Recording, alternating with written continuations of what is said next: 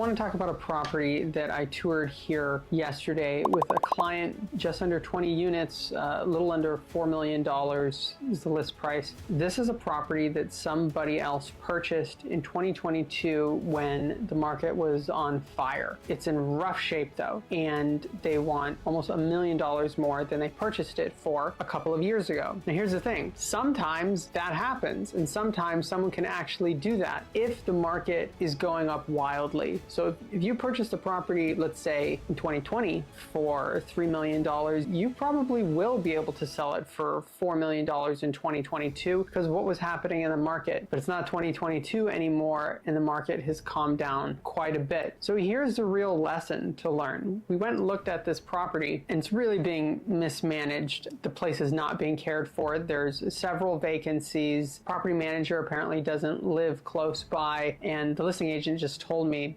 yeah, you know, this is what this guy does, the seller does. He buys properties, he raises the rents, and then he sells them and makes money. That's fine. We have done that several times, but when we do that, we make the place better. And that's a really important distinction. Real estate investing, in my opinion, should not be arbitrage. You're not trying to buy it here and sell it here 2 seconds later and you make a profit. It can be done, but it is not a for sure thing. And you can actually lose money this way depending upon what's happening in the market. In this case, this guy bought the property for around $3 million. It's probably only worth 2.8 at the time. Now I think it's worth 2.5 because we're 10 to 15% below the height of the market in 2022. Here's the lesson. This guy he's going to lose his butt on this one. He's definitely not selling it for anywhere near what he needs to. And so my client has no interest in it. And I told him, this is a bad idea. Let's go look for something else. Here's how to avoid this is appreciation, which is amazing. There's a specific point on this to consider, and that's called forced appreciation. Forced appreciation is where you do something to the building or do things to the building to increase the value. This is the reason that we have always bought value add properties. These are properties like the one that we looked at today. This property that we looked at, if someone had bought it and really made the place nice, someone could make a lot of money. But that's not what this guy did. This guy just bought it and raised the rents because rents were just going up so much. So he didn't even improve the property, which means he has to sell at the right time. If you take a funky old building and you make it really nice, even if you're technically wrong on the market,